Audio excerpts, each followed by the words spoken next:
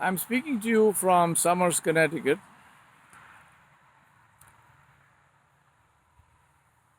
When I landed here in the United States, September 2019, as I walked out of Boston Airport, if somebody had met me and said to me that very soon, maybe 3 months or so from now, there will not be any planes flying in the sky.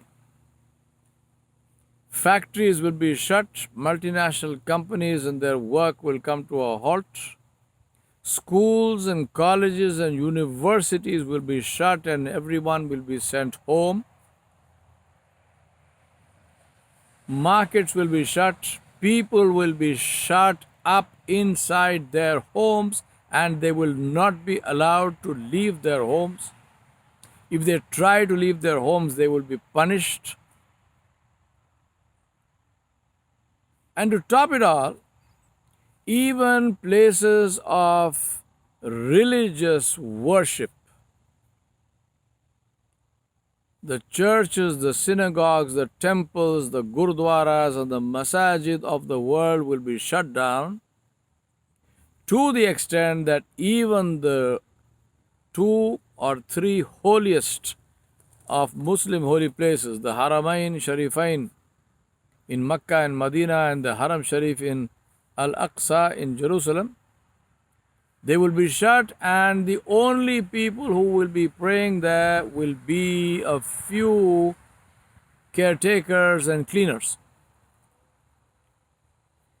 And as if that was not enough, in Makkah, Umrah will be shut down, there will be no Umrah, and hold your breath, there will be no Taraweeh during Ramadan, and hold your breath, there will be no Hajj the way we know Hajj to be.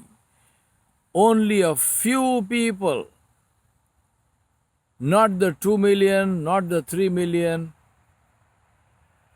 but maybe 1,000, maybe 5,000 people, under very controlled circumstances, will do Hajj. Now, if somebody had said this to me as I walked out of Boston Airport in September 2019, I would have asked him, you know what? What is it you're smoking? What is it you're smoking? Tell me about it. Because it seems to be taking you in some funny places. But guess what? I don't know how many of the astrologers and the fortune tellers of the world still have a leg to stand on and a face to show. But something happened that nobody but nobody, no scientist, no technologist, no religious scholar, no teacher, no professor was able to prophesy or to see. We didn't see it coming. We did not see it coming. It came and it stopped us in our tracks like that. Mid-sentence. To do what? To sit in silence, to sit in isolation, to sit by yourself and to reflect and think about what we have been doing to our lives and to our environment, to the people around us, to nature around us, to the world around us, and to think of a way going forward which would be different from what we had been doing until then. My friends, a time will come when the history of these times will be written. And believe me, your name and my name will be written in that history. I don't necessarily mean name as in name. I mean, we are the people who are living history just now. We are witnessing history being made. And the brilliant and beautiful thing is that we have an opportunity to write the script of this going forward. The point at which I want to begin is by dispelling for you that thought,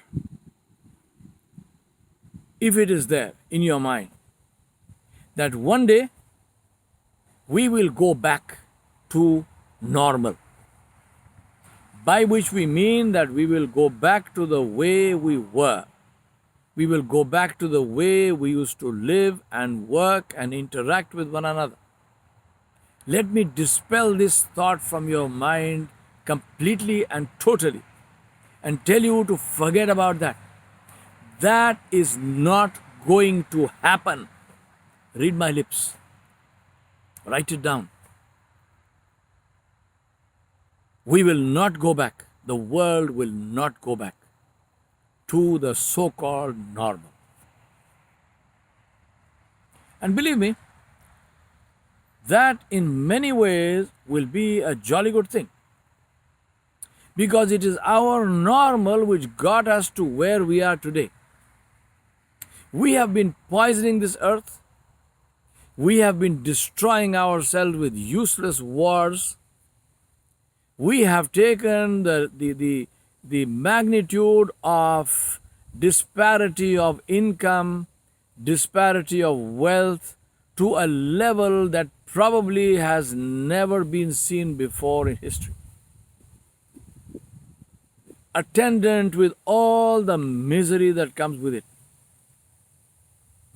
Our mantras, our proverbs, our beliefs that we lived by were what? Was more and more and more growth for the sake of growth. Bigger and bigger and bigger. My turnover every year must increase by 2 digits at least. I always remember the beautiful words of my dear friend Madhukar Shukla, Professor Madhukar Shukla of XLR at Jamshedpur. He said to me once, growth for the sake of growth is the philosophy of the cancer cell. That was our philosophy. First philosophy, growth for the sake of growth. Second philosophy was materialism in its worst sense. Consumption, consumption, consumption, without any thought about contribution, without any thought about returning to the earth, without any thought about what this consumption was doing to us and doing to our environment. That was our second principle. Third principle was oppression, the brutal use of force to get what you want, and to hell with everybody else. The biggest crime in our society, our normal, was to be weak. To be weak was a crime. The weak didn't attract our compassion and our desire to help. They attracted our base, the worst of our emotions, to oppress, to rape, to murder, to plunder, to pillage. This was our normal. So I say, thank God we are not going there. COVID-19 came, minallahi ta'ala, from the creator of my creator and your creator and the creator of the world, to stop us in our tracks. And as I told you, if somebody had told me this 12 months ago, that this is going to happen, I would have said you're mad.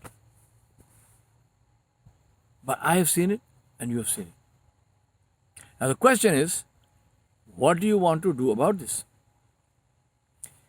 The single biggest strength, the single biggest tool, the single biggest resource that we need in catastrophic times is resilience.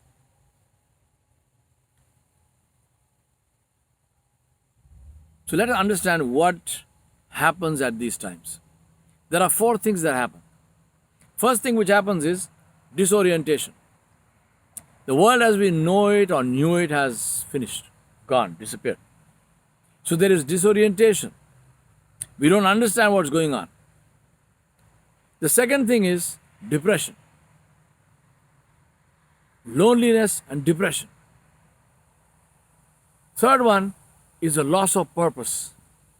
Because whatever we were chasing, the goal itself has vanished. So now what? A loss of purpose. And the fourth one is fear of annihilation, fear of death. Just think about the number of people who are running around with what they call COVID phobia in their hearts. They can't sleep, they can't eat, they can't do anything the whole time. And what is feeding it is our insane media, where we get this update of COVID deaths and the way COVID is going in different countries in the world. And there are a lot of people who seem to have nothing better to do than to sit and watch those numbers and all those tickers going up and down. And obviously it is creating havoc psychologically for them. So 4 things that happen in times of catastrophic change: disorientation, depression, loss of purpose, and a fear of annihilation. I submit to you that this is where we are living today. Now, in these times, think about this, that there is something of the old reality. And that old reality is really our human fundamental foundation, which still remains true, which is the power and importance of discipline. Because what saves you in times of catastrophic change is structure. Is to get up every morning and make your bed. No matter what's happening in the whole world is falling apart, doesn't matter, I still make my bed. Second one is staying power, stamina, perseverance. To continue, we don't give up. We do not allow despair to come into the picture. We don't cop out. We continue to do that which we know to be beneficial. Number 3 is people relations. Human relations, leading, following, inspiring. You know, one of the things that really struck me, the 2 things that struck me in our current situation of wearing face masks and of social distance. Look at me now. Can you tell me if I'm smiling or not? I realized that we smile with our eyes. And the face mask doesn't take away my ability to smile at you. And the second thing I discovered is that social distance is not only about 6 feet apart physically, social distance has distanced our hearts from each other. We now view each other with suspicion. We look at another person, we look at our friends, we look at visitors, we look at those who come into our homes as people who are potential infectors. We are afraid to visit somebody because we are afraid that if somebody in their home gets COVID, after our visit, they will perhaps blame us for it. And they will say, I didn't have it until this person came, even though they may have got it from a completely different source. We have allowed ourselves, our hearts, to become distanced. That was not the purpose. When we said social distancing, physical distancing was the meaning. But somehow we allowed it to happen to become emotional as well. And the 4th thing is appreciating diversity and appreciating teamwork and respecting each other, especially respecting each other's differences. So 4 things of the old reality still remain: discipline, stamina, human relations, and appreciating each other. My friends, as I told you, what we need to learn is that the world is not going to return to the old settings. This change is permanent. Believe me, I would be delighted if to be proven wrong, but I don't think I will be proven wrong. This change is permanent. Second thing we must realize is that we are mortal, we are not supreme beings, and that our technology and our money and our military power and all our political gimmicks do not solve everything. They actually solve very few things, but here we are being given an existential question and say where we have been sent this virus to say, all right, so fight this if you can fight it. All that we have almost a year later is wash your hands. And the other thing is, the last one is that it's holistic health, which is physical, mental, and spiritual together. It's not just pumping iron in the gym. And it's neither is it just sitting in meditation somewhere or only praying. No. It's a combination of physical, mental, and spiritual. We are seeing new problems. As I mentioned before, loneliness. One of the things that has come to us with this working from home is diminishing social skills. For many of us, we had very little to begin with. Now it's become worse. We have even shorter attention spans. We have sometimes feelings of invincibility and quick success thanks to the more and more AI into the space, because we got used to this thing of speed is better, faster the better. We forgot that with this faster and faster and faster, we were giving up our reflection time, our introspection time, our solitude. We didn't value any of those things. And now that's coming to haunt us, because to find solutions, we need to sit in one place, we need to think, we need to stay with the discomfort in order to come out with a solution. And we find that we have very little skill to do that, if anything. What remains critical and has become perhaps even more critical is the first and foremost of it is ethics, morals, and values as the basis of decision making. Somebody sent me the other day a data chart of a CEO survey which talked about what are the most important, most critical factors contributing to corporate success, and number one was honesty and integrity. When I read that, I was thinking of the names of some CEOs, and I thought to myself, well, did they poll that person? But be that as it may, the fact is that even CEOs of global corporations, and those of you who, like me, live in that world, you know why I'm using the word even.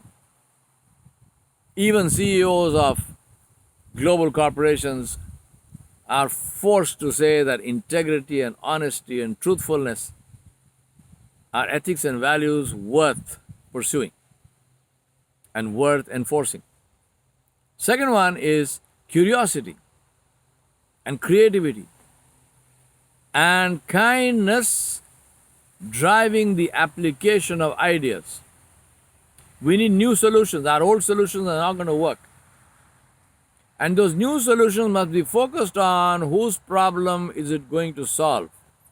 Take, for example, the big issue now is a vaccine for COVID-19. And even to this day, I am hearing and I am reading things about how this vaccine is going to become a absolute, bonus for the company which brings out this vaccine. It will be a total windfall. It will be like standing under a waterfall of gold coins. Nobody is thinking about the fact that this vaccine, really speaking, must be made available to the poorest of the poor, because they are the people who are most susceptible to COVID. And obviously they can't afford it, which means that this waterfall of gold coins is not going to happen. We're still thinking in terms of our old ways, which is how can I make money out of disaster?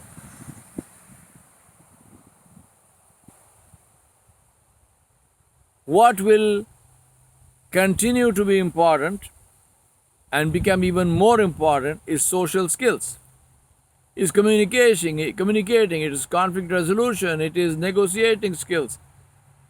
And especially today, as we are living in more isolated environments or working from home and so on and so forth, a lot of the informal learning of these skills that used to happen thanks to face interaction will probably not happen. So we need to take time out to develop these skills in ourselves and in our children. And of course, finally, or firstly, whichever way you want to look at it, leadership, vision, wisdom, all of these are going to be more and more important. The ability to look at a situation and interpret it in a way which helps us to get out of that difficulty. I submit to you a 3-step solution. First one is face the brutal facts, but don't lose hope. Don't tell lies to yourself. Don't tell yourself it's not so bad, and it's the people who die first are the ones who have rose-colored dreams. The situation is extremely bad, it is critical, it is lethal, and the only way that you and I are going to escape that, the only way that you and I are going to help others escape that is by facing it, looking it directly in the eye and saying, this is very, very dangerous. So don't fool yourself. Face the brutal facts. But paradoxically, this is like a paradox, because the problem with facing brutal facts is that for a lot of us, it makes us more depressed. We lose hope, we despair. But we must not do that. It's the opposite. We face the brutal facts, but we do not lose hope in final success. And that happens, according to me, by only one thing, which is faith in Allah subhanahu wa ta'ala jalla jalaluhu. It is that faith which will help us to see our way through this crisis. Second one is to make sense of what is happening, to be able to conceptualize our experience, not get caught in the experience, to ask questions of why is this happening, what brought it about, what must change if I want to change the circumstances, what must I change in behavior, what must I change in attitudes, what must I change where. And the third one is to improvise your way through the mess. There are no ready-made solutions. And anyone who comes to you and says, this is the solution, is probably wrong. And that's why I'm not telling you what is the solution. I don't know what the solution is, but I'm saying that we have to figure out that solution. And the way to figure it out is by facing the brutal facts, not fooling yourself, not painting rosy pictures, but not losing hope, having firm faith to make sense of what is happening, which means conceptualize the learnings from experience and improvise our way through the mess.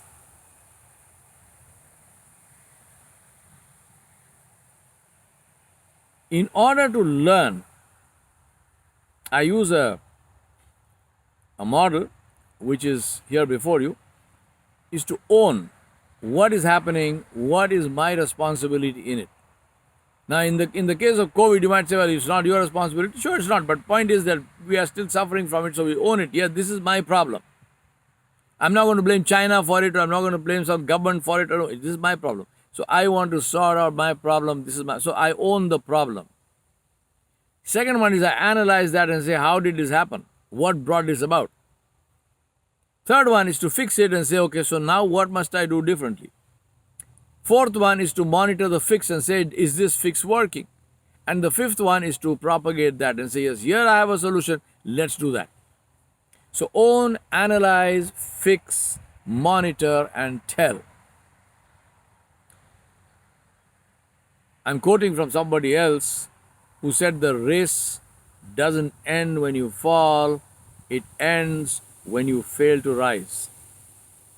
And perseverance is to rise every time you fall.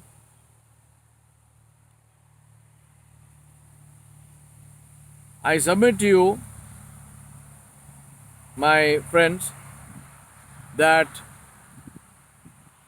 is a concept I teach called Master of Victim. And I submit to you that life is about making choices. We are given some things in life. For example, to give you an example of this, 2 plus 2 equals 4. So one of those 2's is mine, in my control, the other one is given to me. So 2 plus 2 equals 4. If I want to change that, and if I want the result to be 8, remember, I'm not given the second 2. So what must I do? I need to up my game. I need to make my 2 into 6. So 6 plus 2 equals 8. And that is the challenge we have for ourselves. We have to learn that we are not going to be able to continue the way we have been continuing.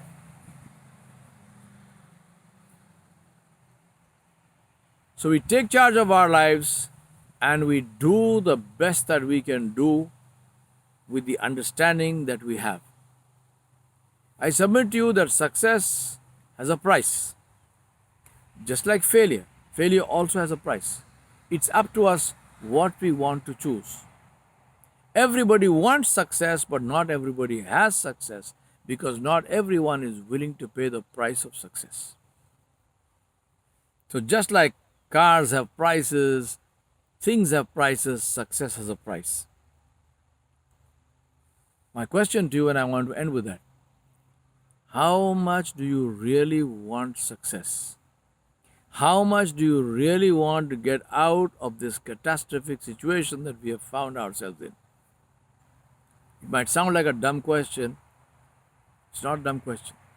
It's a very relevant question. I'm not asking you, do you want to get out or not? No. That would be a dumb question. I'm asking you, how much do you want to get out? And if the answer is that you want to get out of it as much as you want food, believe me, you will not get out. You will never get out. But if the answer is that you want to get out of it as much as you want air, then I guarantee you that inshallah you will get out of that situation. Because the reality of life is that whoever works for something is given that. Allah subhanahu wa ta'ala said in the Quran, وَأَلَّيْسَ لِلْإِنسَانِ إِلَّا مَا سَعَى, that there is nothing for a human being more than what he works for. Good news meaning what? Meaning that if you work for it, you will get the results. And that is why we need to work. We need to work to bring hearts together. We need to fight every divisive force, no matter what the reason for that division is. If somebody is trying to divide you from your brothers and sisters in humanity on the basis of religion, fight them. If somebody wants to divide you from your brothers and sisters in humanity on the basis of skin color, fight them. If somebody wants to divide you from your brothers and sisters in humanity on any basis, whether it is language, whether it is culture, whether it is what you eat, what you choose not to eat, whatever be the reason why somebody is preaching division, reject them, recognize them for what they are, which is they are evil, reject them and join with others who are like you because they are human beings. They are different from you. They are black, they are white, they are Muslim, they are Jews, they are Christians, they are Hindus, they are Sikhs, they are red, blue, green with yellow stripes. I don't care. We are human. We are one. We have to stay together. There is only one way to fight this thing, and that is to stay together. Number two, get out of greed. It is not okay to want more and more and more for yourself and your kind while everyone else suffers. Put your hands in your pocket and take out and give to people. Give to people, help others, spend in charity, spend in good works. Otherwise, you will spend in hospital bills for yourself. Become generous. Expand your hearts. And the third one is fight every oppressor. Everyone who wants to oppress anybody else, no matter who it is, no matter who the oppressor is, no matter who the oppressed is, stand up and fight against them. Do not allow that to happen as long as you draw breath. Because believe me, to live is not merely to draw breath. Thank you very much for listening to me. I make dua, I pray that Allah subhanahu wa ta'ala helps you and helps all of us in every way to stand up and be counted. Because believe me, when all is said and done, we will not be asked what happened. We will be asked, what did you do? Thank you very much.